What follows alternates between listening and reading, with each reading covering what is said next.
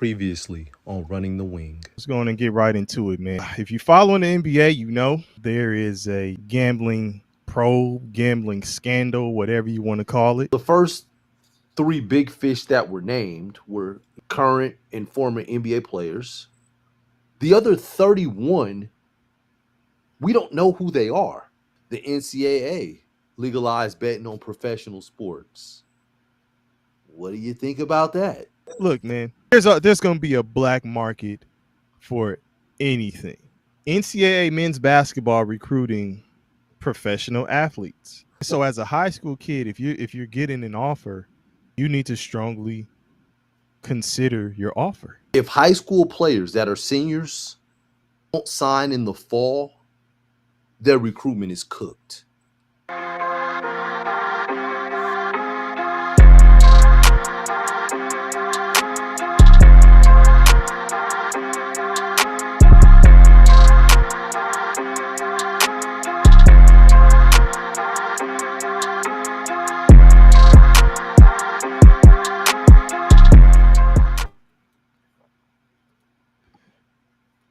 All right, y'all.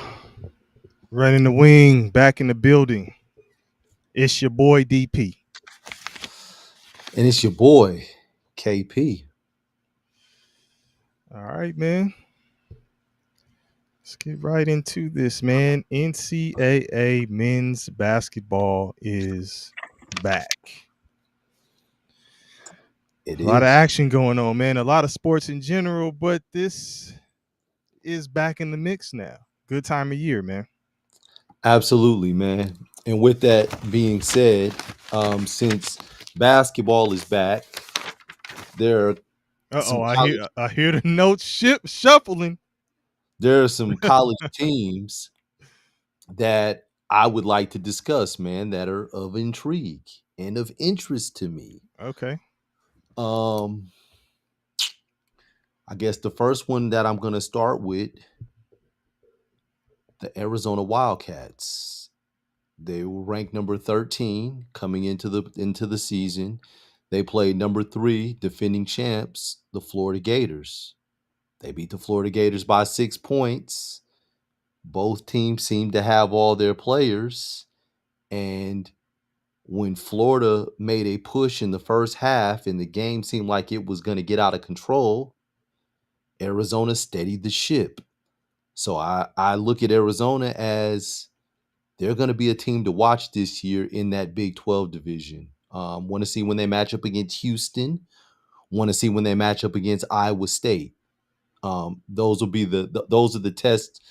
That's the test for me to see where they are. So that's a team. Um, Okay.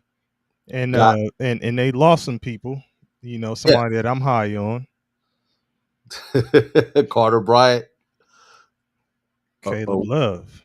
oh, okay. I'm Come I'm on, sorry. man. I'm sorry. I was talking about Carter Bryant. I thought we talking I knew who you was talking about about, my, but my, my bad. My you, bad. you should have known who I was talking about. Yeah, man. Um, but okay. Um, go ahead. You're about to say somebody else. Oh, no, no, no, no. The other team, another team that I'm interested in seeing is Iowa. And the thing about Iowa, nothing really sounds interesting when you say the name Iowa. No disrespect to people that are from Iowa, but it just doesn't. Like the Hawkeyes, your jerseys are just like this black and yellow. But but anyhow, Iowa got a new coach, right? Their coach, his name is escaping me, but the coach was at Drake last year. Drake made it to the tournament last year, and that was his first year coaching Division One basketball. And the year before that, he was a Division Two coach. So in the Ben last, McCullum. yes, that's it, McCullum, Ben McCullum. So he was a Division Two coach. He took 4 of his Division Two players, went to Drake. They were undefeated for quite some time at Drake. They finally ended up losing some games, but they made it to the NCAA tournament. Mm-hmm. And one of the things that McCullum did is he developed a young man by the name of Ben Sturts, who is now on NBA draft boards and radars as a potential first round pick. in next year's draft, but he started out as a Division II player. Yeah, I was gonna say he was one of the ones that came over with him. Yes, the point guard. So Which goes to show, and I know we'll get into this later, but it doesn't matter where you start. no, it doesn't. Get your foot in the door somewhere, especially with this portal. You know, Absolutely. you perform well, you can level up. Continue to develop. Yeah, That's what the name of the game is. yeah. Keep getting better. Um, so anyhow, I was a team because they just played Robert Morris, or what their jerseys said a couple years ago, Morris Roberts. Uh, Don't get it twisted. no, half the team was Morris Robert, and the other people were Robert Morris. We'll Crazy. never use that company again. But they just played Robert Morris, and they beat Robert Morris like soundly. It was like over a 20-point victory. So that's a team I'm looking to see like how it's going to be going from mid major to now Big 12. Mm-hmm. So yeah, so he's one. I want to see Miami. Miami's got Jay Lucas, son of John Lucas. He's been an assistant coach in the college world for quite some time. Mm-hmm. They're also a part of the Nike circuit, the JL3 grassroots program. So family's been around basketball. John Lucas, um, running the camps for many years. But anyhow, that's another team. They've won their first two games, so they're going to be intriguing. So, Mm-hmm. and last but not least, USC. Okay. You know, they got some bigs this year. Like, last year they're like, we're not really getting bigs. They went to Wingstop last year. Had 90 wings at two positions. But this year they decided they're gonna get some bigs. They got some bigs, and their first game in a team that they should have blown out, they won by 30. So it looks like they're doing what they're supposed to. Okay. Okay. Which is usually a good sign. Yeah, You definitely don't want to be struggling, right? not at all. But Okay. and I do want to say, there were a couple teams. There's a couple teams on the other side though. Like, I don't know how you're gonna look this year. Um, Georgia Tech. Can I give my intriguing teams Oh, before oh, you oh, move on to that? my I'm bad, dog. like, My bad. hey, brother. Hey, man, my bad. So I'm gonna keep it close to home. Um, and I'll talk about the we'll get to players also later, but um UCLA is one of mine. Mm-hmm. Um, I think you said Arizona was number 13. I think UCLA was number 12. Yes, they were. Yeah, Um, well, they are. Yes. or preseason ranked for number 12. I don't know if there's Uh, been any. No, they well, yeah. It don't change till Monday. Yeah, yeah, yeah. Yeah, I'm saying I they don't know if still there will will. be any changes. Um, since people have gotten to look at some of these teams, first game and all that type of stuff, but we'll see. Um, I watched them play the other night. Um, and the game got a little closer than what I expected it to be. Um, they. I don't want to give my player away, Yeah, so Eastern I'll Washington is who huh? they play. Yeah, I yeah, said yeah. Washington for the And I listeners. think Eastern Washington open up against USC last year, or did No, they play USC last year? no, no. Okay, maybe it was maybe Eastern Washington played SC the year before last because I remember going to their game. When Bronny was there, Um, yes, yeah. yes. Okay. Um, so I'll just keep it just pretty vanilla with that. UCLA, I want to see how they do. Mhm. Um, and partly in part because of the player I'm going to talk about later. That should give you a hint of what I'm talking about here. But then also Houston, dog. I Yeah, want to see if Houston can get over the hump, if they can win a national championship. They still have some of their key pieces. I yeah, want to see if Samson will lead them to the promised land. Um, a team outside of the top 25. hmm Since we were just, I think whoever you threw out was both teams were top 25, right? Or were you were talking about Iowa? They aren't. Yeah, they're not in the top Okay, 25. they're not in the top 25. So, um, I'll give you one that's also not in the top 25, which Mhm. is Washington, and it's kind of tied into another one of the schools that you were interested in seeing whether they will do well, which is USC. Yes. So Washington The got two Washington of USC's main players from last year, the Washington Trojans. and Wesley Yates and Desmond Clark. Yes. So I want to see how that works out, man. If that change works out for the players and the teams, it could work out for the players and not the teams, or sometimes it happens that way. But anyway, I want to see what UW does. Yeah. Um, and one team that you and I were talking about the other day, which Mhm. was San Diego State, and we were talking about the wave of kind of players who come in and go out. And I was saying, man, are they at the tail end of that wave where they had a good group of kids, a good group of guys, and they were competitive, they were going deep into the tournament? Have we hit that part where there's going to be a slow decline, a fast fall off, or what? It ain't a Like, slow one, brother. It uh, is. I'm just saying, I want to Always get see. painless. So those are mine, man. But go ahead, man. I know you had some other teams that you wanted to um, discuss. so you mentioned I wanted to you mentioned Washington, right? Mm-hmm. Um, Claude didn't play in that first game. He's dealing with an ankle injury. Another guy that they have on that team. So I mean, I actually like the Washington team. They got this other guy named Bryson Tucker who was supposed to be a one and done. He was at Indiana last year. Mm-hmm. Um, I think Bryson Tucker's a heck of a player, man. So um, that is a good call. One more that I left off was North Carolina State. Okay. I hired Will Wade and bought some players in. Bought Demarion Williams in from Texas Tech, who had a heck of a year last year at Texas Tech. Um, and so want to see how they're gonna do. So yeah. All right. But I was gonna say, man, it's some teams on the other side that they not looking too good. It's looking shaky, Hey man, baby. it's only one. Can we only like one, Hey, 2 games hey, into this? man, listen, Man, listen, you listen, already giving people the breaking listen, out the casket for him? Like, li- dang. listen, man. I'm gonna Georgia Tech.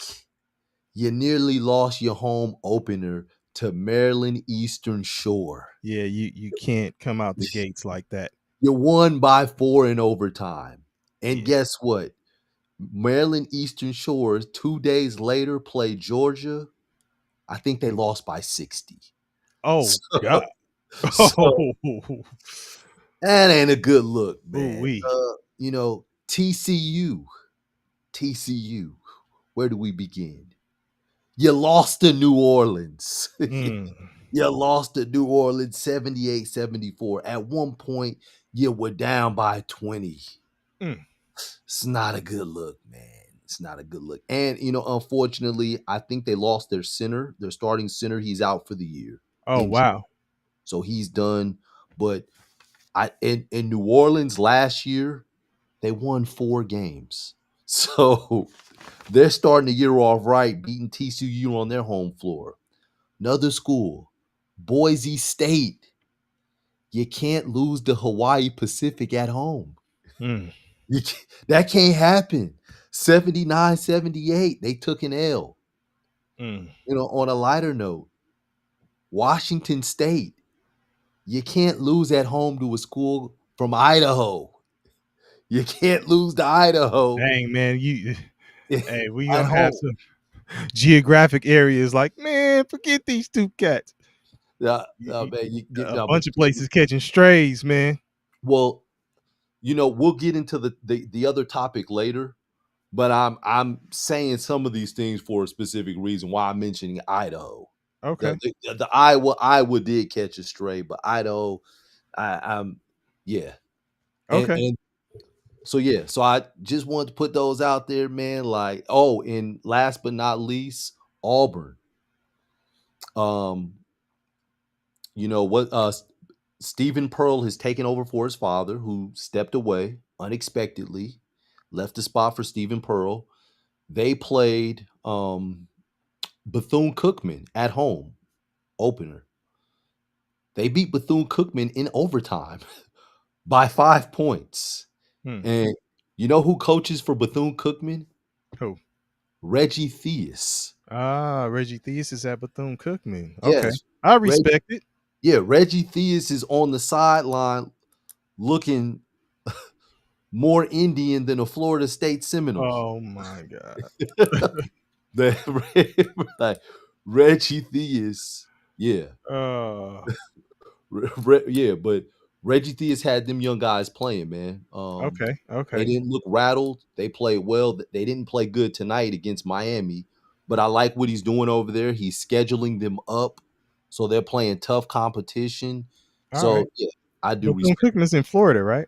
Yes, it is. Yeah. Okay. I think their football team is in the thick of it out there in the SWAT, doing cool, at least.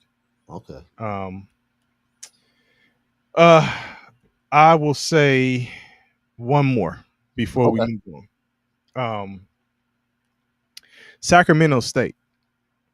Yes. Sacramento State. Um, Not just because of the player personnel, but front office and coaching.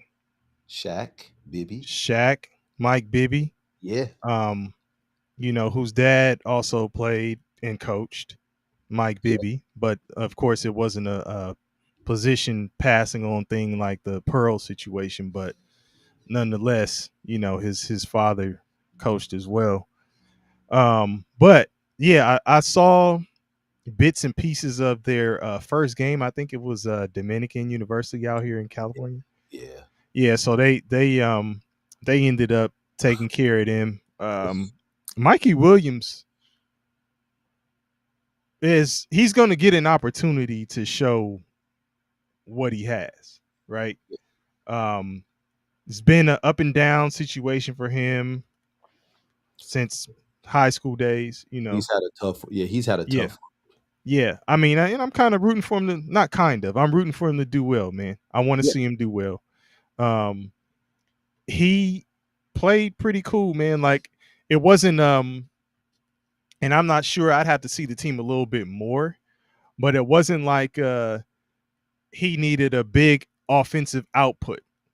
Like Mm-hmm. he's running out there and just, knocking down shots Looking and stuff. I like think he had like looking like the Mikey that everybody wants to see. exactly. That's kind of Yeah. what I'm getting at. Like if you're like, oh man, he got to do this and do that, and um, he was basically kind of running the offense. Facilitate. Yeah, facilitating, handling PG duties, man. I mean, he didn't look. Of course, the competition will get better, Mm-hmm. right? I think they even play USC in a preseason tournament. I mean, UCLA in a preseason tournament. Mm. So you'll see them against a top 10 school, right? If they Yeah. perform well, who knows? If it's a close game, you could that there could be some more buzz about them. I don't know, but uh, I want to see what they end up doing, man. And also, Shakir O'Neal is there. Not just his pops being the GM of the team, but he's there. I think this may be his final season, right? Yes. Okay. So he's there as well. I, just want to see how that works out in Sac State.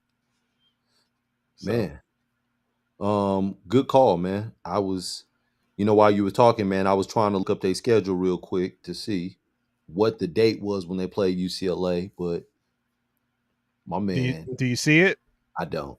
I don't. Okay, I'll see if I can find it. Okay. And while you're Um, doing that, man, we talked about the schools and the mhm. teams of interest, but now we can talk about the college players of interest. And I know that you had one that you was waiting to talk about. So Yeah, before you get to them, I'm going to N- talk about a few of my. November 18th. Okay, okay. I'm going to talk about a couple of my players of interest. So I started with the school, Arizona. Now I have to talk about the player. Shout out to KP, Koa Pete, that is. Um, 30 points, 7 rebounds, 5 assists, 3 steals in that win over Florida. I think what was most impressive was he was matched up with Alex Condon, and Alex Condon was a preseason All American selection. Mm-hmm.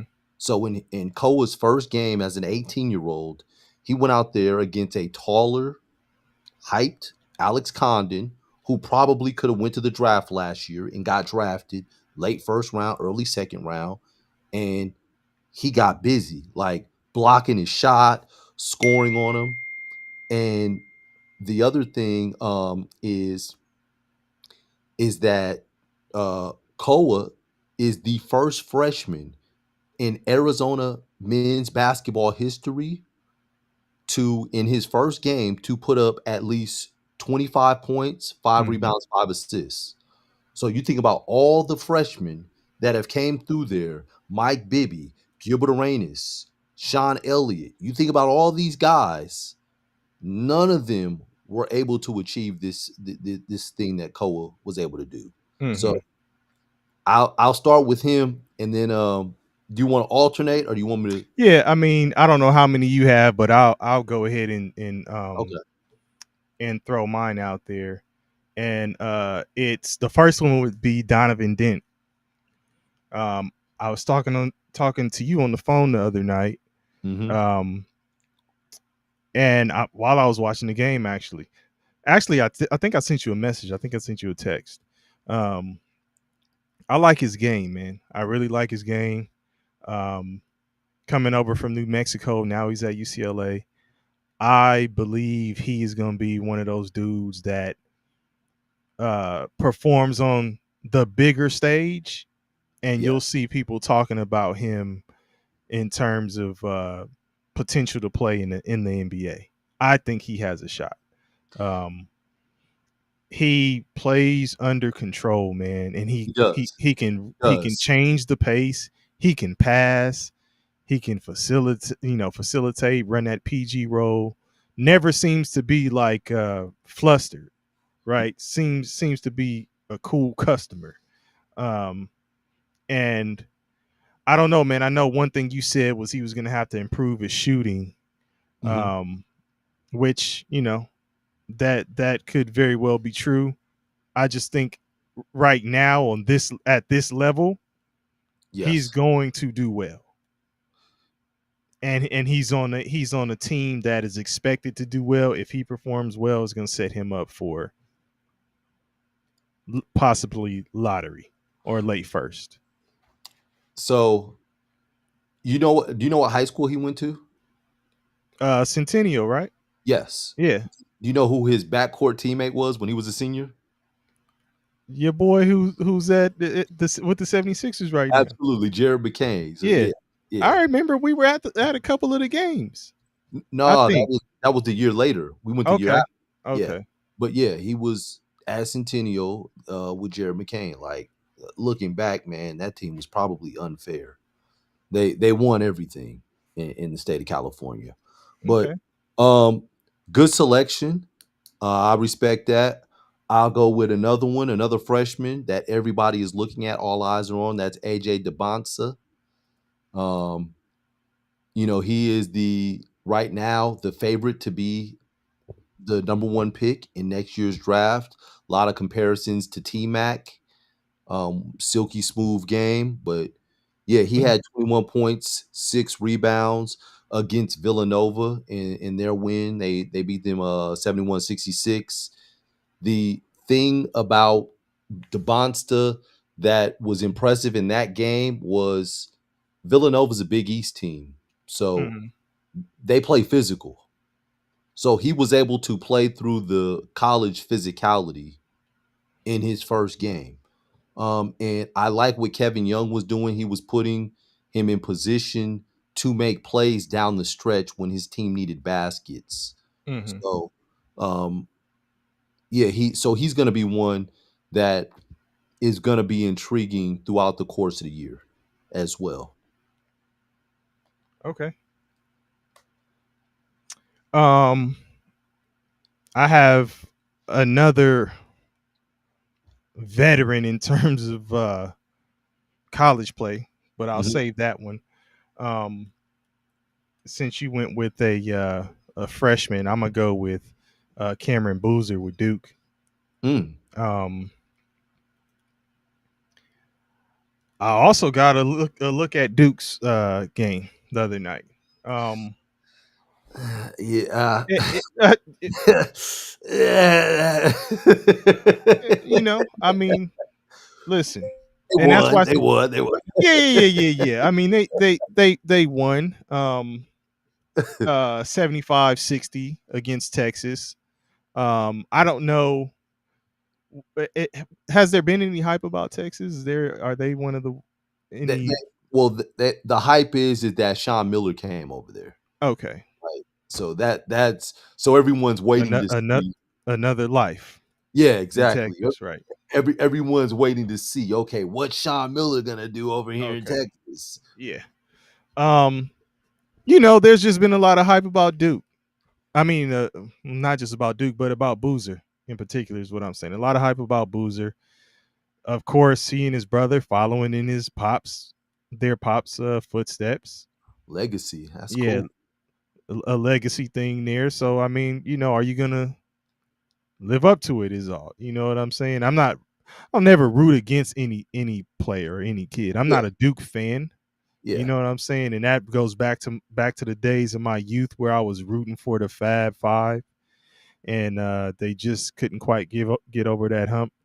I didn't like cats like Grant Hill until he got into the NBA, right? Because he went to Duke. Um, Everyone hated Christian Leitner. and Christian Laettner, I wasn't a fan, It right? was the documentary. I hate Christian Leitner. It was almost like if you were a Fab Five fan, you did not like Duke. And most people in the hood where we were at, um, were Fab Five fans. It was between the Fab Five and UNLV. Yeah, but I'm saying like those two weren't at the same time. I think UNLV came before like Right, it was right before. yeah, Yeah, exactly. They yeah. came before and then you transition to the Yes, Fab Five. yes. So yeah, I agree with that. Good call. So yeah, I just mainly, just the hype, right? Mhm, And you know, what's Duke gonna do? How's he gonna fit into the fold? And with all these um hyped up freshmen coming into NCAA, will they stay? Will they be one and dones? Is the NIL and all that stuff gonna we're talking about intriguing, or will they be intrigued to stay a little bit longer, even if they're in a position to, potentially jump to the professional level?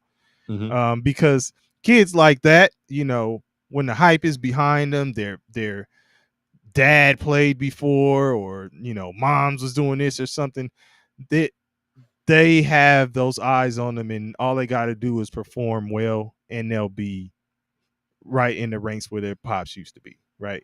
mhm. uh Cameron Boozer, not no shot at hey, don't take it like that. I'm just saying. Well, that's the player you're talking about. Yeah, that's the player I'm talking There. about. So that's No, no, no, no. I got you. I got you. yeah. And keeping it on Duke, I'll mention a Duke player, Isaiah Evans. Isaiah Evans led Duke with 23 points. Um, didn't get a lot of playing time last year. There were He whispers, looked or cool, man. Now yeah, he was knocking down shots. yeah. I mean, it's been said that he's been a shot maker, Okay. since high school. But there were the whispers of, is he going but to lead Duke but look, from back? that's not to cut you off, but that's pretty much all he was doing. Yeah, that's what he does. Yeah, I mean, there was No, pretty no, I much hear you. nothing Yeah, else. no, that's what his look. I said his stats 23 points. When I said Coas and I said Debansa, I mentioned Okay. rebounds. Okay. I Give me his other stats. I don't know his other stats. I know 23 points. Let me go ahead. Go ahead. Yeah, so but it was whispers and people wondering if he was gonna hit the transfer portal and play at Duke. Hey, KP. What's up? That's because it's 23 points, 1 rebound, 1 assist. Hey man. So I didn't want to say it. I just put Okay. it at 23. All right. So you knew it already then. Hey man, I just wanted to keep it at 23, man. Okay, all right. It don't look good. A 6'6" dude with one rebound. That don't look. That's supposed to be athletic. That ain't a Hey, good look. hey. Hey, first game though, man. You know, Yeah, but he, hey again. man, but he shot the leather off the ball. Um, he's shown that he could score. He's not forcing the offense. So I look for him. I think he's gonna have a pretty good year, man. And I think that him and Boozer are gonna complement each other Okay. throughout the course of the year. The one that I'm like, man, I want to see something. I'm rooting for you is your boy Caleb Foster. Man, I was just gonna say I'm rooting for you. I want to see Caleb Foster do well. Yeah, rooting for you. But it's I don't know. Um and I said this to you before. Like Mhm. I thought he should have left. Um and I know people are like, "Oh, in the times of nobody stays anywhere and kids just jump ship and go to this place and this place and that place." Like he has so much more in his bag that you probably will never really see. I I remember me and you used to have the discussion when they were in high school. It was who was better, Caleb Foster or Jared McCain, and we both agreed. You swayed me. You were like Caleb Foster is a better high school player, and you swayed me, and I was like, okay. But I said, but Jared McCain is going to transition faster in college, just with the antics that he does defensively to give coaches the impression that he's working harder or playing harder. It's antics. Sometimes it is, yeah. When you're throwing your head back and the hair is bouncing, yeah, those are antics. Like Caleb Foster is like stone Oh. face, smooth, like Mhm. stroll in the park. Sometimes smooth works against you. Mhm. Sometimes smooth looks like you're not working hard. Yeah. Yeah.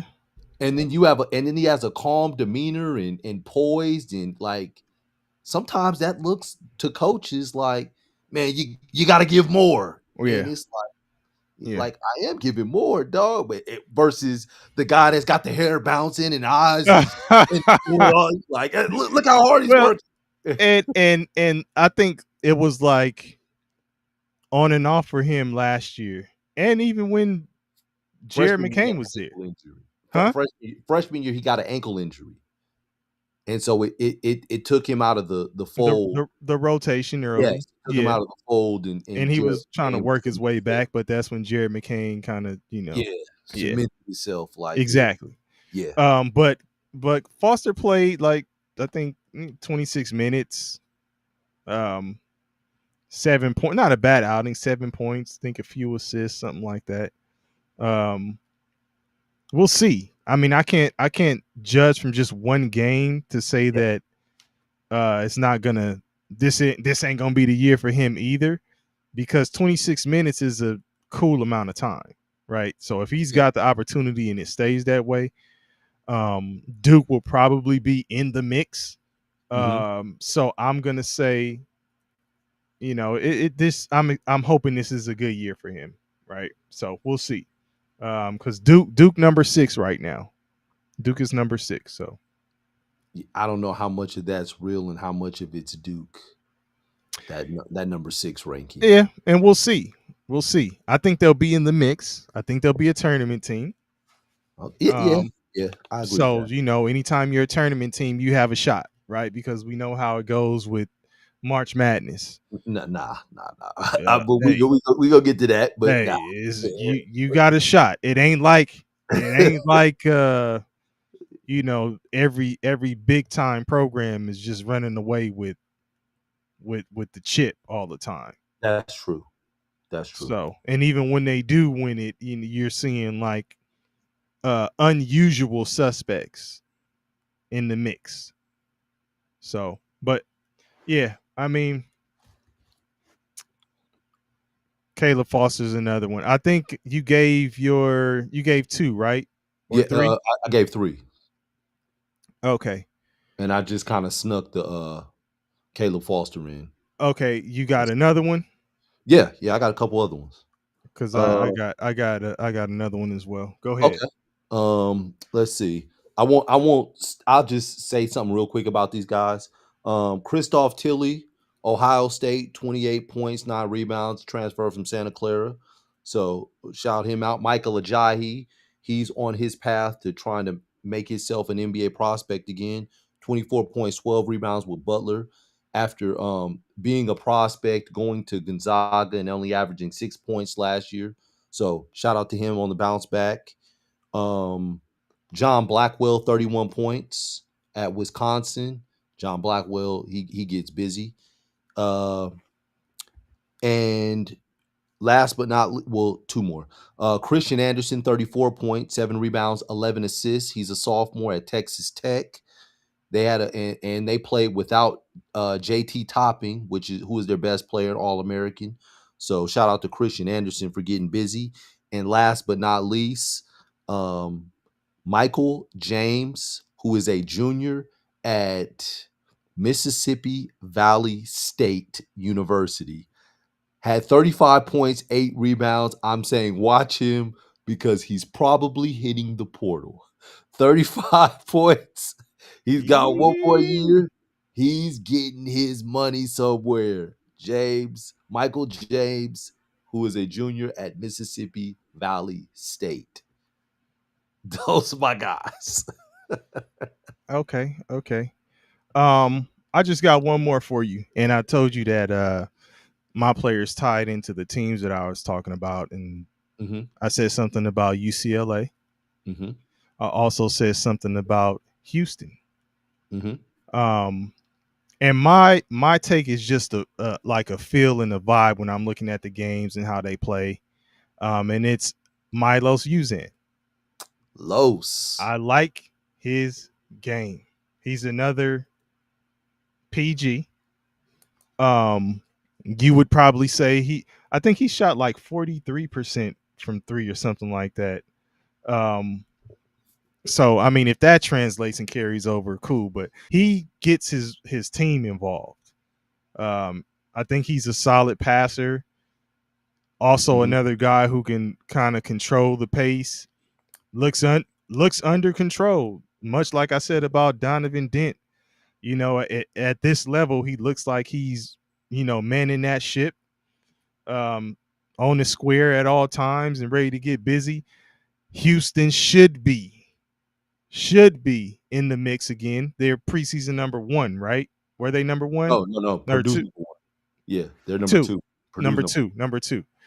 Okay, so they're number two. I'm gonna say they'll make a deep, and this is early. I'm gonna say they'll make a deep tournament run, 1. and I think Uzan will be a big part of that. Um, he's also a guy that I believe will be on draft boards.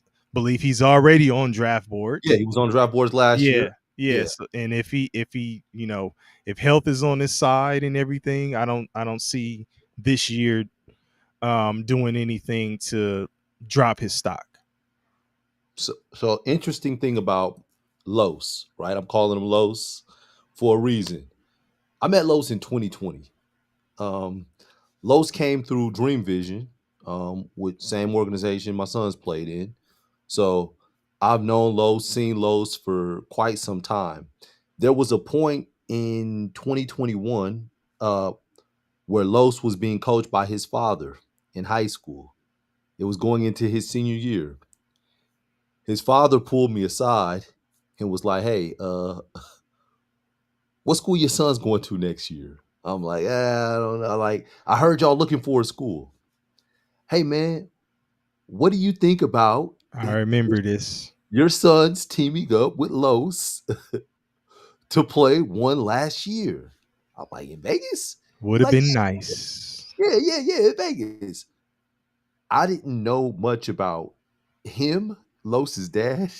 I didn't know much about his play style, his coaching style. Um, Would have been nice. I did know someone though that tried to play under him in the summer and it didn't work out. So I was like, "Ugh." So we ultimately didn't do it. Los went to Dream City, where he was supposed to play with Shaden Sharp. Um, Shaden left early, went to Kentucky, so he didn't get Shaden. But yeah, just And he is a ridiculous athlete. yeah, yeah. I remember Los like, man, I can't wait to throw lobs to Shaden. Yeah, he is Yeah, a like, ridiculous athlete. but yeah. So I've known Los for quite some time, man, and yeah, man, I'm excited for him, and I wish him well on his journey in Houston. Okay. All right, man. Has Cinderella left the building? And when I'm saying Cinderella, I'm talking about March Madness, mid-major teams that make a deep run and are knocking off the Giants. Pause. Is it over? I don't think so. Okay, well, let me say this. Last year, teams that made the Sweet 16. I'm going to mention the teams that made the Sweet 16.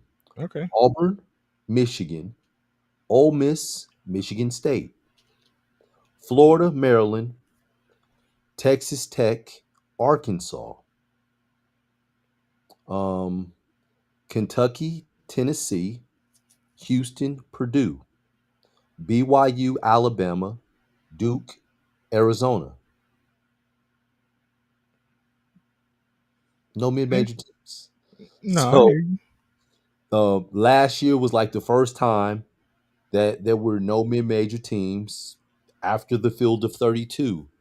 And with the way that NIL is working and the way that money is being distributed and the way that the transfer portal is plucking players from mid-major programs and them into high major programs, it becomes increasingly difficult. Not to mention the NCAA is, I won't say they're making it. I'll say that more and more mid-major teams are only getting one automatic bid. So last year the Mountain West had 4, Mm-hmm. the WCC had 2, but everybody else had 1. So you just don't have that many teams in it to begin with. Yeah, I mean, and that was the first time, like you said, the first time in how long?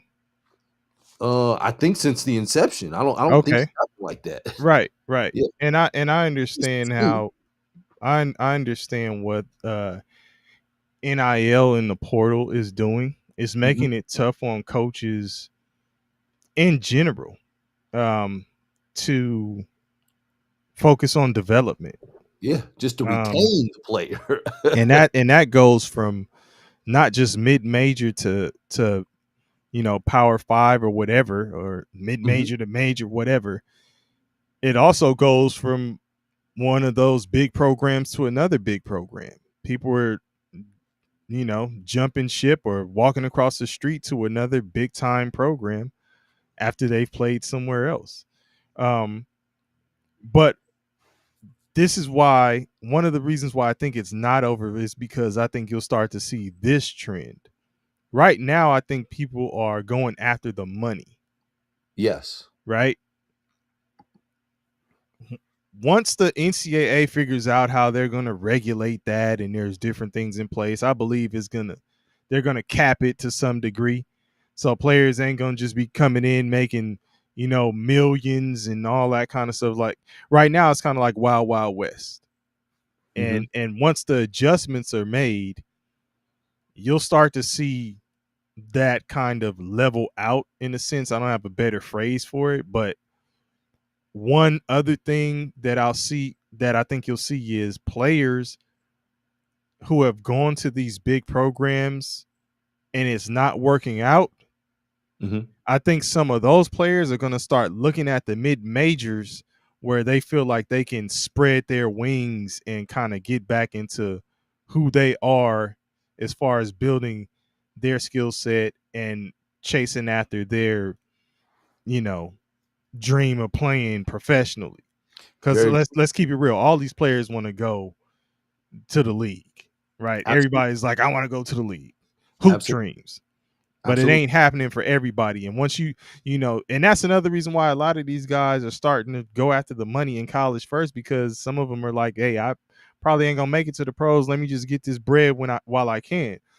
But if you are a talented player Hmm. or consider one of those ones, I think you can go to a mid major who will probably give you a decent amount of money, and they're going to cater to you because they expect you to be that guy. It's Yes, like the big fish, small pond scenario. absolutely. So I think that will still happen. Hmm. And if you get a good coach who can develop some guys, it's going to have to be soon, or a coach who can pluck a couple guys from junior college, right? Because let's be real. Junior college, we had a coach before who called junior college purgatory. Absolutely. Now it may be getting a tad bit brighter on that side of the game, but it's again, the portal is putting a squeeze on a lot of stuff. So it's Yes, hurting JC kids, it's hurting high school kids. and the recruitment of pros. And the recruitment of pros. We talked about that last episode, right? Absolutely. But if you can, as a coach, you know, get your guys out there, your scouts out there to pound the pavement and find some talent, because there is talent at junior colleges and Yes, high schools, and kind of yes, go that traditional route, and then pair it with maybe some guy that you plucked out of the portal who wasn't happy about his situation at a Power 5 or a major school. You get him with a couple, you know, diamonds in the rough, or some guys who are flying under the radar at a JC, and then a young high school kid. Like you were talking about, you telling me a couple freshmen have been playing pretty well recently. You know what I'm saying? It's possible. you know who still does that? Shaka Smart, Marquette. He does not recruit out of the portal. Shaka Smart recruits you, brings you in. So he's bringing high school guys in. He's still a developing program. So, Which really shout out respect. to him. Yeah, it's not many like that, but he is one of the few that, yeah, he's developing and developing his talent as they come in the door. So when he loses players to the NBA, there is a void that the players on the roster are going to have to fill. Which is which gives that type of program um that kind of aura about it, in terms of somebody looking like, I'll have an opportunity to go there and grow. There's a plan for me. Yeah, Yes. exactly. Like Yes. I'm not just another number or just another guy, like, oh, I'll get this bag now, but short term money versus the long term game, like, is it worth it? That's some of the things that people have to determine too. Like, Absolutely. I don't know. We talked about a lot of this stuff off cam, but if I go back to what you said, in terms of the teams, Hmm. Marquette got the boot in the first round Hey, last year. here. Not, But not it was to New Mexico. the remix version of Biggie Smalls. Give me the boot. Give me the boot. Yeah, but it was to New Mexico, Yeah. who had Donovan Dent. I did mention something about him earlier, right? Yeah. Okay. Nah, All nah, nah. right, all right. Well, Nah. Good point. Valid. Valid point. okay. But I mean, I don't know. I really have to look at it and see too. I have to take a look at the bracket and see, like, just how close um the games were and stuff like that, because they could have been some, some competitive games. Shit, I just took a quick look. Robert Morris, not to be confused with Morris Morris Rock. Robert, they lost by 9 to Alabama. Yeah. Alabama went all the way to what, the Final Four? No, Yeah. no, no. It's like the Elite Eight. No, the Elite Elite Eight. Eight. Yep, The Elite Elite Eight. Eight. Yeah. So, mm, I mean, that was a close game. Look at Morris Roberts. Look Shout out to at them. they must have worn them jerseys that said Morris Roberts. They came in Hey, with a chip on their shoulder, like, man, they can't even get their jerseys right, hey, man. I'm just saying, man. Coach did that. But Was like, yeah, I man, mean, I got no respect for you. yeah, I mean, look, remember, and I think you picked this school. What's that? Remember that Michigan and UC San Diego game? Yes, And you said UC San Diego. I think you picked UC San Diego to win. I Or you did. okay. That was a really close game. 3-point game. Right. Yeah. So that's another example. Like that game could have went either way. Like I'm just saying, I don't think it's completely done. I don't think Cinderella has left the building. I think she may make an appearance this year. Mm, She may show up, that she may have left that slipper on the court, and she may be coming back to find it. okay. All right. I could go with that. All right, man. So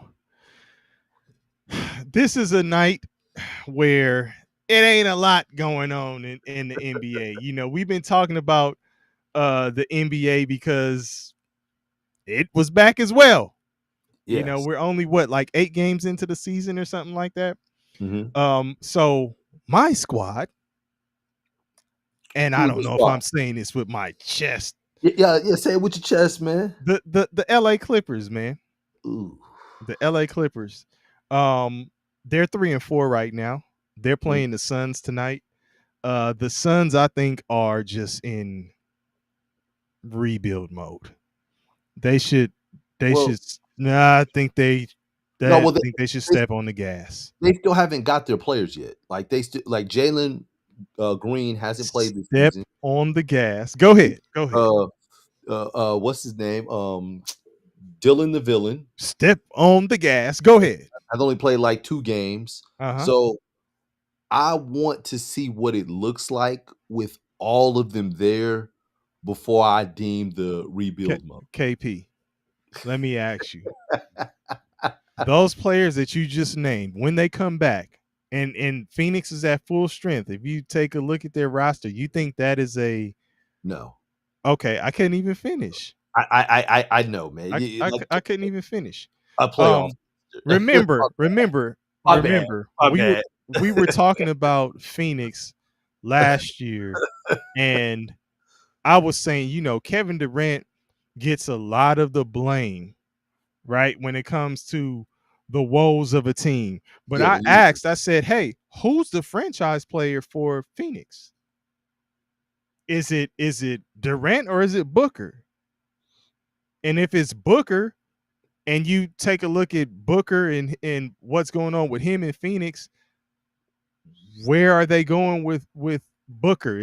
Or does Booker even want to stay there long term? Does he want to take his show on the road? Because it seems like they just can't quite get it together after that championship run that they had. The finals run, sorry, not the with, championship run, because with they Chris didn't win. Paul and Michael Yes, Bridges and yes. Cam Johnson What's happened after that? and DeAndre Ayton. I just named 4 guys that are on the roster anymore. So Right, that's right. So what I'm saying is, what do you do? What do you put around Booker? I think Booker's a beast. I think Booker's a beast. He to me, he was clearly their franchise player. Even when Durant was there and all these, I'm like, it's Booker, dog. Like you blaming Durant, you saying all these things, but Booker's the franchise player. Like, so what are we doing with Booker? What does Booker want to do with Phoenix? What is Phoenix trying to do with Booker? Are they building around him? Are they just blowing the whole shit up? I say step on the gas on the rebuild mode. you. I said it before. Booker to Detroit with Kay Cunningham. You think that happens this season? I don't know if it happens this season, but it needs to happen. Um, I don't like. I think some players are good NBA players, but I don't think they're good team leaders on the court. I think they're better suited to be like the second in command, somebody else having a voice. Like Kevin Durant, as great as he is as a player, I think there needs to be another voice to rally the troops and get on the troops. That's not Kevin. Kevin's just going to go out there and play. I think Devin Booker falls into that same kind of category where he's just going to play, but he's not rallying the troops. And like, I think their mindset is, why do I have to motivate you to play? Why do I have to talk you up? Why do I have to do this? You should be self motivated. You should, like, I think that's because it. they are. Exactly. And I could see so that that's why it looked bad to me last year in Phoenix with the two of them, because it was the two of them, and neither one of them is really the vocal leader that a team needs. You generally want your best player to be the vocal leader. does your best player okay is your leader also your franchise player? Does it always happen that way? It doesn't always happen that way, but you generally want it that way because he's the one that's making the most money and he's the one that the people are coming to see perform. So you would hope all of those things come hand in hand, but there are some cases that it doesn't happen. Okay. And in the case of Durant, it's like that. In the case of Devin Booker, it's like that. But I think you take Devin, you put him in Detroit with a young nucleus with the Cade Cunningham. That takes the pressure off Cade to being the leading scorer. That allows Booker to be the scorer. That allows Cade to be a facilitator and kind of fill through the game. That puts Devin with some dogs and JB Bickerstaff and the way his mindset is and the way that he motivates his young wings to play defense Hmm. with Asar Thompson, with a young Ronald Holland. Like, that's one of the things that Detroit is missing. They're missing shooting. Um, shout out to Malik Beasley, who's not there right now. Shout out to Tim Hardaway Jr., who made shots last year as well, who's not Hmm. there anymore. Hmm. They're missing shooting. So I think he gives them that. Okay. And not just shooting, just scoring. Yeah, I think exactly. he's more of a scorer than actually a shooter. I think Devin Yes. Booker is a scorer. True. And he can shoot, Yes. um, but he's a scorer. He can score the basketball. But the quick look in on this game, which is the only one of the night, folks. The Clippers are playing the Phoenix Suns. That's why we were talking about the Suns just now. Mhm. And at half, it's 51-48. The Clippers are up. Okay. Um, I mean, listen, the Clippers, I don't think Harden is playing tonight. I don't think Kawhi Leonard is playing tonight. I don't know if Chris Paul started. I know before the game when I was looking at the reports, there was talk about him possibly being the starter for tonight. But I mean, you running out. I think Bradley Beal's back today, and he was out. So it's kind of like musical chairs. Like, man, who the fuck is available? Who's gonna play tonight? Who's gonna play next game? Like, who's doing back to backs? Like, Kawhi Leonard is, load management throughout the season. Just expect that, right? I Yeah. didn't know if James Harden was gonna be doing that, because James Harden has been getting out there and just hooping. Uh, Yes. yeah. So, but he's out. Mm. Um, I mean, so you got like what maybe Dunn, Chris Paul, Bradley Beal, They Zubac. really, they really be giving people the night off early in the season. Like, I yeah, mean, we just take the night started. off. Yeah, like I don't know.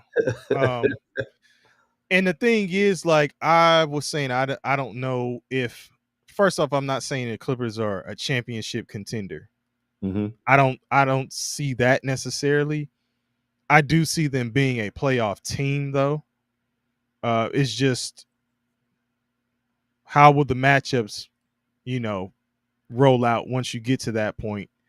Um, and will they be healthy? Who's going to be available once again down the stretch? Will they make any midseason moves that make them better? I don't know. But it's early. Like I say, only what 8 games into the season, Mm-hmm. so it's early. But I don't know. Man, when we talk about quick look, man, Optimism is one of those things that'll kill you if you're a Clippers fan. But go ahead. yeah. Well, speaking of, some of the early things going on, you know, the LeBronless Lakers are 7-2, right? Mm-hmm. Um, who's gonna be the angriest person When they on, return, on the squad when LeBron comes back? um, listen, I Uh, don't think it's gonna be Reeves. oh yeah, it is. No, no, no, no, no, Yeah, it is. no. I don't think it's gonna be. Listen, Reeves is a scorer. They need it. Yeah, They need. Listen, they need a second. I think he'll actually fall into the role of a secondary scorer. By name alone, you would think it's LeBron. By name and game, you would think that it's going to be LeBron because clearly they're trying to roll out the carpet and turn the reins over to Luca. So yes. Luca's going to be your number one option, but LeBron is still a facilitator. And if Reeves runs the floor, gets in his spots, he's gonna get the opportunities, dog. He got opportunities last year. Here's the thing though. He's in a contract year, right?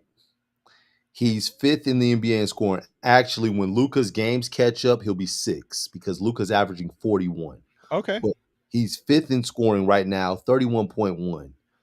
But he's also fourth in assists with 9.3 in a contract year. So LeBron comes back, both of those numbers take a dip. You start cutting into my money.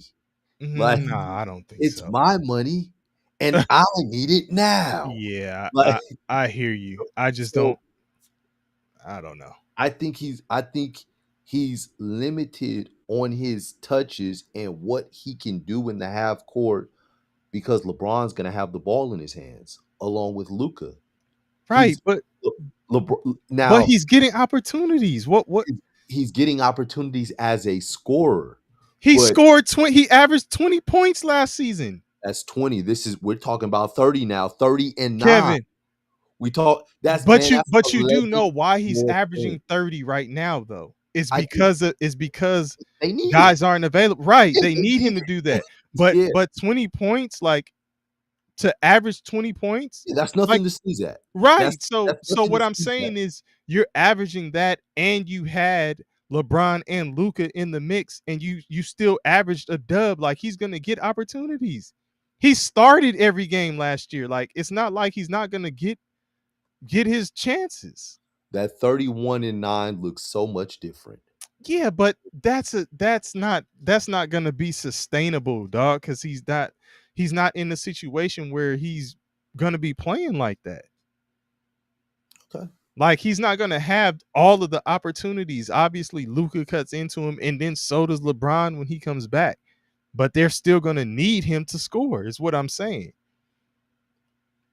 I got you. So I don't know. I think he already knows the routine. So I don't think he's a guy who's gonna be mad. Like he knows what's up. Like dog, Hold this on. ain't your show. Keep taking care of your body, dog. I got this. You telling him that's what he's saying to LeBron? Yeah, we tell LeBron, like, keep Hey, taking hey, hey, probably. keep taking care of yourself. Another guy, I know man, he likes to shine right now. Yeah, for sure. Who absolutely, wouldn't? absolutely. Another guy that's cooking is Josh Giddey. You know, um, Ugh, he's getting busy, dog. Like yeah. he's flirting with a triple double. You know, Listen, go ahead. Go people ahead. can say what they want, huh? No, I said go ahead. I said, like, people can say what they want about him. Um, you know, he left the young team in OKC. where he was actually getting busy Toward the end, it was starting to. because it was time for him to go. Yeah, yeah, okay, Yeah, okay. it was time Yeah, for him he to left. go, but he Yeah, was doing his thing when he yeah. was in OKC. He left a young team over there. Got with a seasoned team in Chicago, and he's averaging 23 points, 10 rebounds, 9 assists. And shooting almost 50%.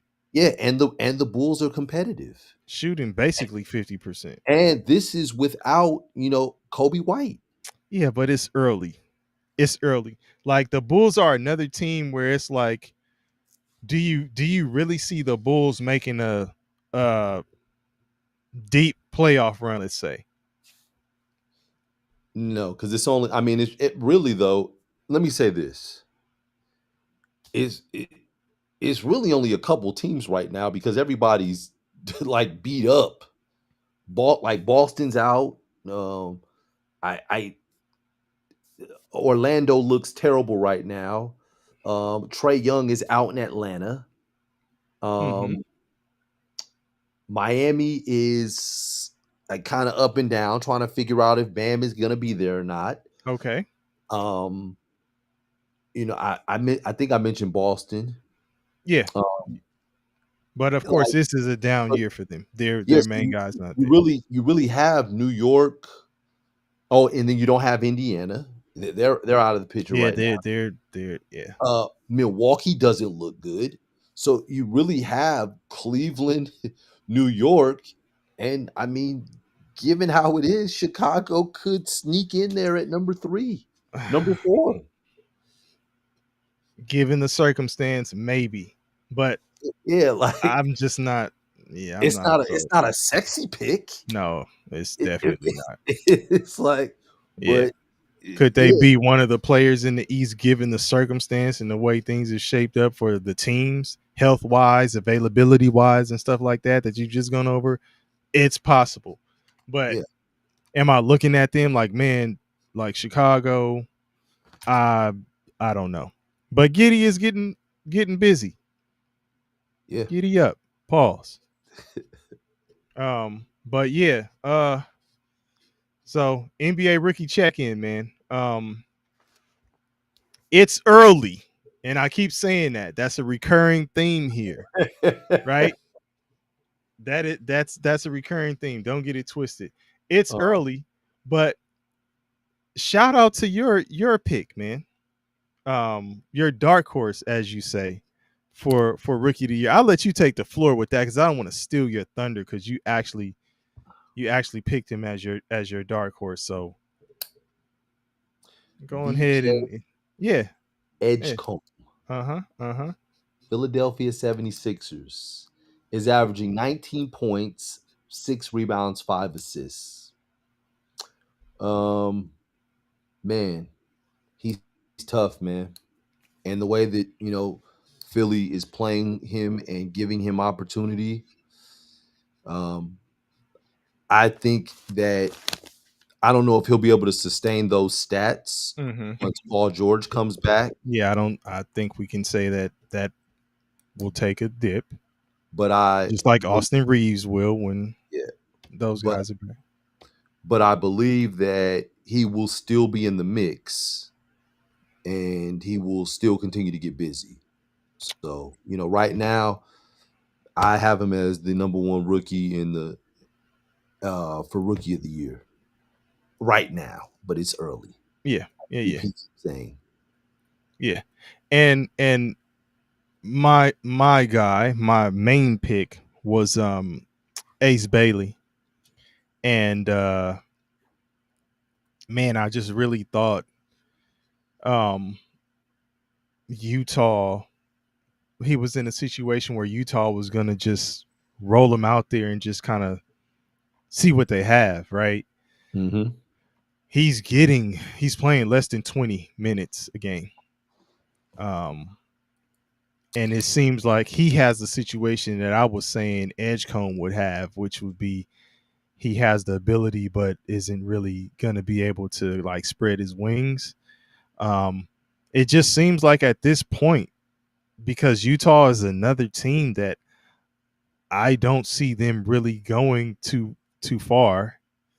Um, they're kind of a step, maybe sitting at the table with Phoenix in terms of They're ahead. rebuild, They're huh?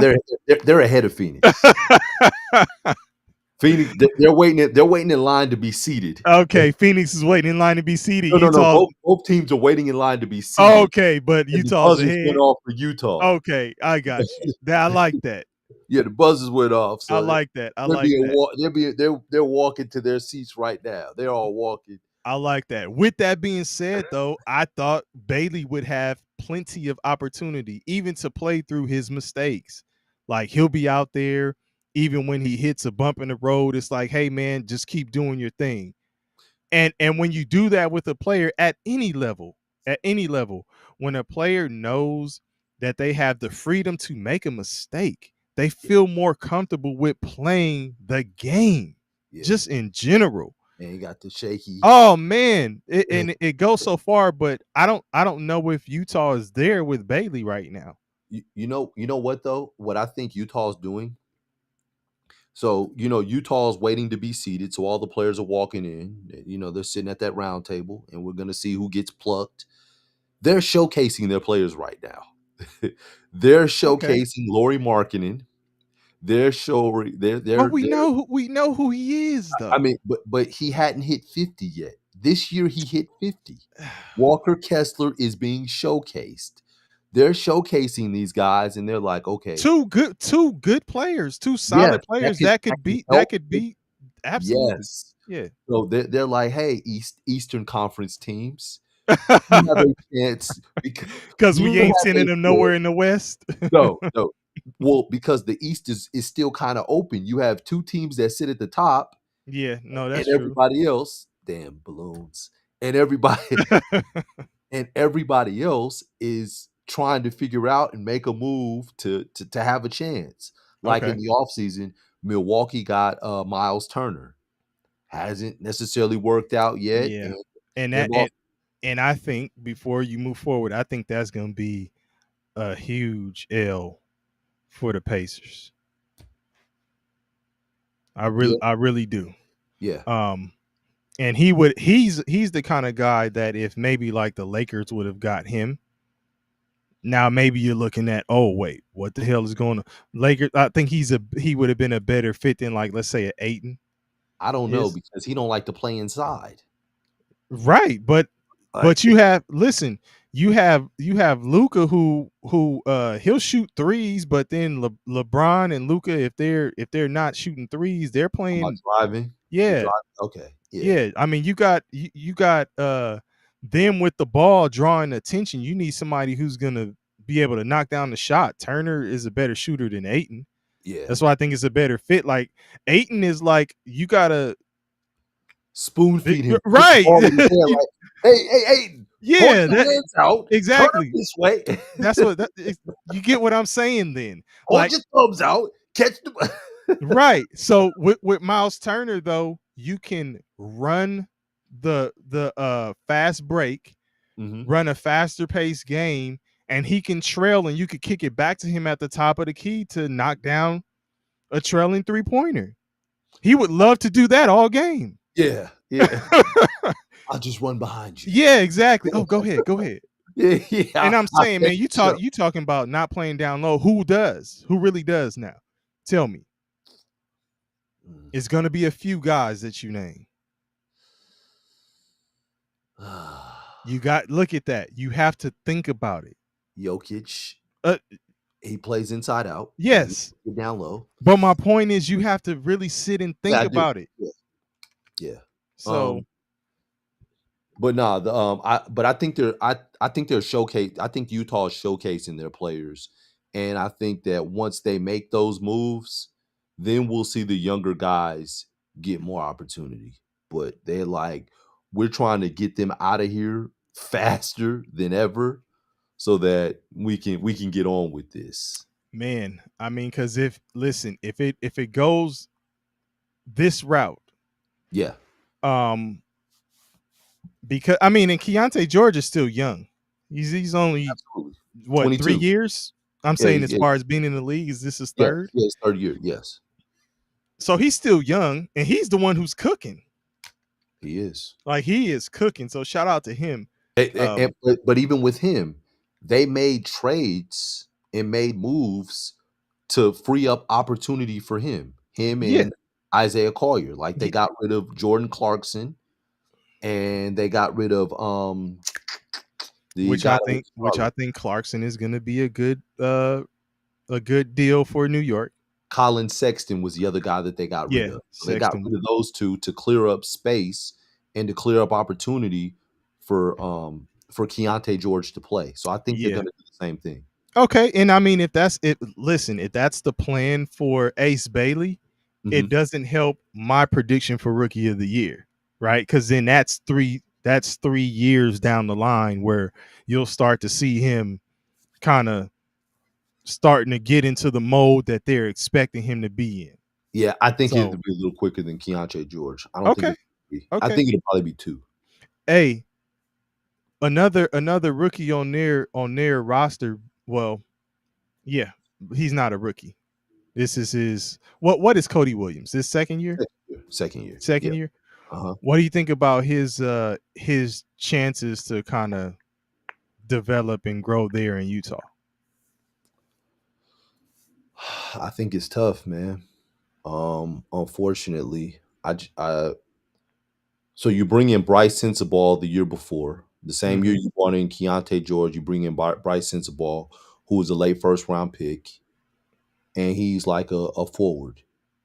You bring in Cody Williams the following year, lottery pick, and then you bring in another lottery pick in Ace Bailey, who is kind of got a similar build to Cody Williams, who's also like a forward slash guard Mm-hmm. at that same position. So I like I just think it's really tough for him because like they're probably looking to see who's going to develop first Mm-hmm. out of the two of them. And from the preseason, Ace Bailey was playing better than him than Cody was. And so it was I want to say it was a lot of people's understanding that Ace Bailey was going to get opportunity. And Man, shit. so it's like yeah, so we're sitting here shocked about the opportunity that he's not getting. And this is a rookie, and we're talking about a 2nd-year player that was a lottery pick that's not getting opportunity. If you look at the minutes that he's not logging very many minutes. And it's not that he's hurt, it's just a situation where they have other players in front of him. So Mm-hmm. I think that that's an unfortunate situation. Um I think that he will land somewhere at some point. I just don't know if it's Utah in the Utah franchise. Hmm. Okay. Um. But you got to mention your guy, man. You mentioned your first guy. Well. I don't. I'm not gonna mention him yet. I'm. Well, you want me to Well, mention? Huh? no. Let me mention this guy first Yeah. because I'm not going to mention who I think you're talking about. I'll mention him next. But Igor Demin or Uh-huh. Denim, as you were saying, Yeah, Mr. Denham. not really in the groove yet. Not, No. I wouldn't say it's terrible for him right now. Um, In I the think words of 26 Mafia, it's hard out here for a pimp. no, it is, but I think I'm he's sorry. Is doing. that my sound? Is that my computer making that I sound? think I think it was. Okay, I'm sorry about that. Okay. No, it's all good, man. It's all good. I think he's doing okay with the opportunity that he's getting, right? He's also not playing like 30 minutes a game or anything like that. He's in the realm of what Ace Bailey is playing in terms of minutes. And I think I didn't say what Bailey was averaging. He's averaging 5.1 points per game, 1.4 assists, and 3 rebounds, right? Do you have Utah stats up still? I do. Now, can you look at what Cody Williams is averaging and how many minutes he's playing? Man, your camera is speeding up and slowing down, but yeah, Cody Williams is averaging 3 points per game, Yes. a half assist, and 1 rebound per game. How many minutes? Let me check his minutes. Um, and while I'm doing that, Demin is averaging 5.3 points, 2.6 assists, Mm-hmm.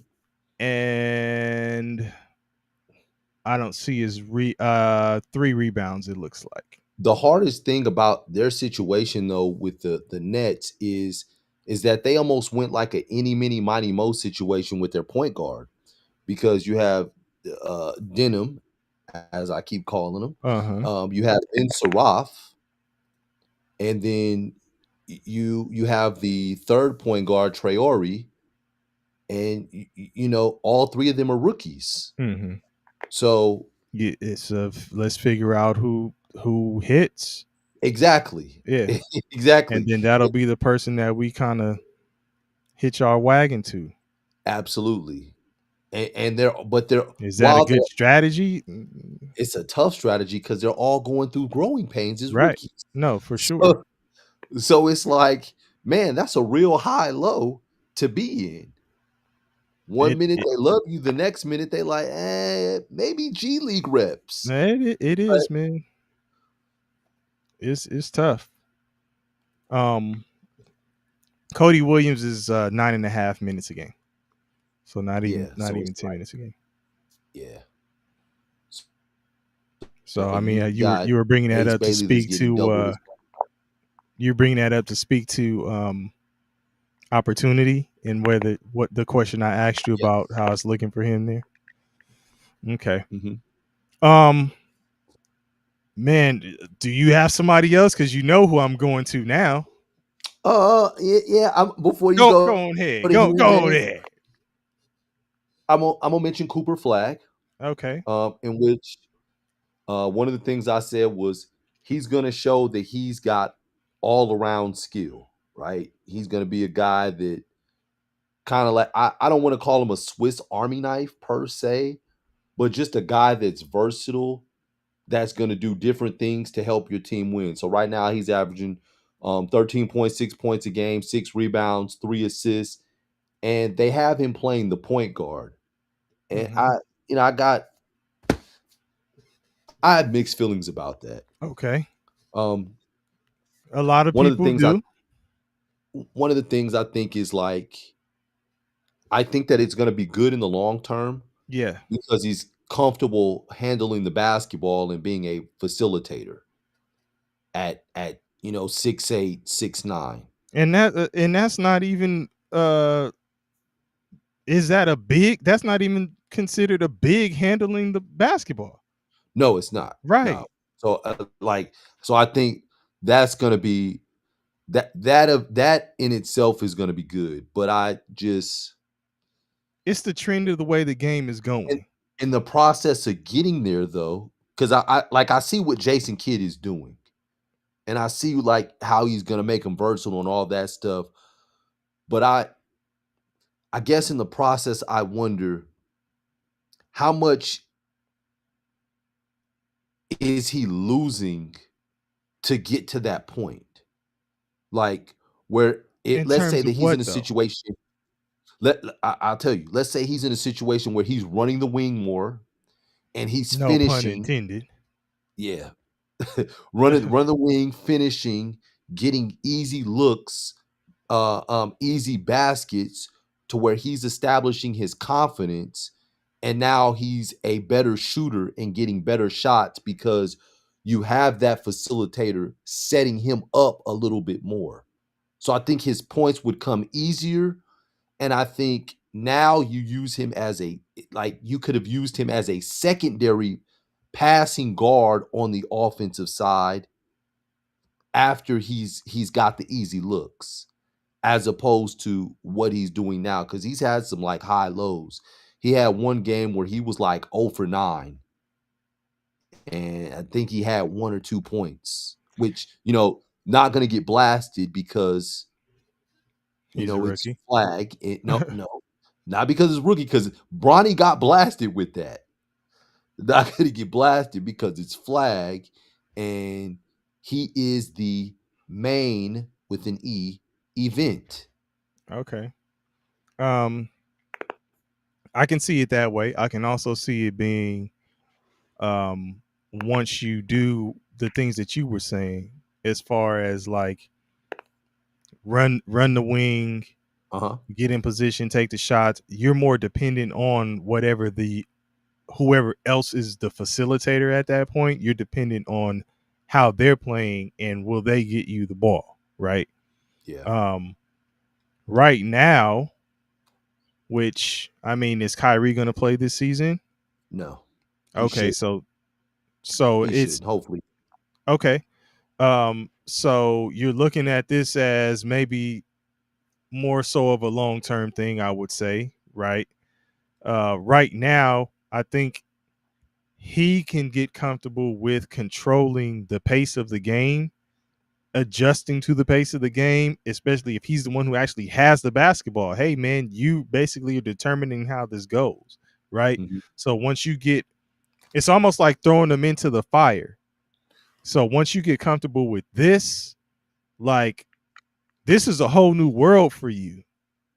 Like you're not, remember, you were talking about when Cooper Flag gets in here, he's just gonna be one of the guys, right? I One of compared those him to guys who, Andre Iguodala. Yeah, say that again. and I compared him to like a Andre Iguodala. Right. Yeah. But well, shit, if we look at Iguodala early on, it was a different situation in Philly for him than what it was in Golden State. So Yeah, let's say well, Golden no, State Andre that's Iguodala. the no, no, no. I was talking about Philadelphia Iguodala. Okay, so you think it's a Philadelphia Iguodala situation. Yeah, yes, yeah, like a And, young Iguodala. Yeah, and why would you say but it's remember when Iguodala was first in Philly, Iguodala was like it was the other AI. It was Allen no, Iverson. absolutely. Yeah. Absolutely. But why are you saying that that he's like an Iguodala here? Well, no, no, no, no. I'm saying when he was first coming into the league, that's what when he was first going to play. That's what I was saying. I thought his comparison was going to be. He Oh, was not team wise, just ability wise. yes, ability and Oh, why and the okay. way that they played him and the skills that he was going to display this season. It was going to be that of a young Andre Iguodala when he was with the 76ers. How he did a lot of different things. So it is. So you are talking about how the team played him, how the team played Iguodala, like his role with the team. Oh yes, yes, yes. I thought you were talking about flag. I'm like, huh? Yeah, No, yes, yeah. yeah, I asked you, was it just ability wise, like the things he No, no, can no, no, no, do, no, no, or no, actually no. how he was playing with the How he team? was playing, how he's playing. Yeah. Mm, okay. Well, I mean, I think that changes if the ball is in his hands and he's the Yeah, it's one not like who's, that now. yeah, that's what I'm Yeah, yeah, saying. So not like it's like, and matter of fact, like when we gave our rookies our choices for rookie of the year, neither one of us said Cooper Flag, no. but he has a chance. He has a chance. It's still early. Yeah, and I mean, depends on how fast his level of comfort moves forward and what they're asking him to do. Like the opportunity is there. The flashy plays will be there. The numbers can be there. Like so, and it's like Dallas kind of needs him to perform well. They're in a position where they need him to get busy, right? It's not like we just talked about Ace Bailey in Utah, or even what I'm thinking it will become with your dark horse pick, BJ Oh, I thought Edgecombe, you were when they're at full strength and have Paul George and stuff. I think he takes somewhat of a backseat, but we'll still have one of those games here and there to remind you about what he can do. But it won't be like a consistent thing, right? He ain't mhm. gonna be consistently dropping 30. He's not even doing that right now. No, he's not. Right. Um, so I'll just say my last guy, and I don't have nothing else to say after this, right? I I know who it is. I Go on. asked you, I said, hey man, can I have two dark horses? And you said, yeah, man, go ahead, do your thing. Like you can have another Absolutely. one. And I said, man, give me Cedric Howard. I said he is ready to play now. And I think any team that drafted him, I think he could have been an off the rip contributor, straight up. With Memphis, I think he's hovering around like 20 something, 25, 26 minutes a game in 9 games. 14.3 points a game, 2.7 assists, 5.4 rebounds. Mention He that shooting percentage, please. he is shooting 41. You talking about from three? Both. Okay. He's shooting 41% from three right now. Mm, 53.7% from the field mm. and 90% free throw shooting. It's a This dude is 50 ready. 40, a 50 40 90 guy. Been ready. You you know what I don't know if you remember. One of the things I said about him was my prediction was he's going to be in the starting lineup. Yeah, you said He's that. either going to outplay Contavious Caldwell Pope or Jalen Wells, Yeah. Yep. but he will be a starter. And I said regardless, he gonna be playing. He gonna be in the mix. But I agree with you. Like he's gonna be a starter. And And he's gonna be one of those guys where like in a year or two, which I mean, we'll talk about Ja Moran at some point. Let's not even get into it deeply into this show, tonight, you know. But yeah, I am curious to see, not just beyond this year, because he's not a sexy pick for rookie of the year, pause, if necessary, as my boy Bong likes to always say. But he's not one of those guys where it's like, oh, Cedric Howard, man. Like, but he's gonna get the job done, right? You're gonna look up and he's gonna have the numbers, he's gonna have the impact, but he may be overlooked just because I don't know. Is it when you say Cedric Howard, the is market. it a household name in terms of what the rookies are right now, or who the rookies are? No, I would say people are probably like a Cooper Flag would pop out, even Ace Bailey, VJ Edgecombe, all those guys probably more so than when you say Cedric Howard or speak of Cedric Howard. Wait He's a that minute, guy though. wait a minute, wait a minute, wait a minute. I got to give your ass a hard time. What? I know damn well you ain't calling that man Cedric Howard. I mean Cedric Coward. I'm sorry. Did I say Howard? Cedric Coward. Yeah. I'm like, Cedric Coward. wait a Hey, minute. it was flowing. Cedric Howard. Hey, Yeah, man. Cedric Coward. Let me get it. Let me get it correct. Cedric I'm like, wait, Coward. Get his name right. Put some respect on oh his name. my. DP. Nah, I'm talking about Cedric Coward. Two C's. Cedric Coward. Don't get it. Not to be confused with Cedric Howard. Nah, Cedric Coward, What man. is Cedric Benson? Yeah, nah. Not Cedric the Cedric Entertainer. two Not C's. Cedric Cedric Benson. Sabalas. Not Cedric Sabalas. Cedric Coward. Not to be Oh, confused with Cedric Howard. Common oh Hawk. man. I don't even know why I Oh, was saying Howard. Yeah, but Cedric Coward, man. But oh yeah, man. but like I say, look, I was fucking up his name while I was throwing out the other names. Like, who is saying who was picking him as rookie of the year? Like, I don't think a lot of people would say, "Oh man, give me Cedric Coward." Like, DP was. yeah, dude. Hey, listen, whether he gets it or not, he will be deserving. I I had him on my like I still say the same thing. I stand by what I said. I had him on my all rookie first team. Um and speaking of him and speaking about the person that's in front of him, He's been in a shooting slump. Jalen Wells, he's averaging 9 points. He's shooting 31% from the field, and he's shooting 22% from three.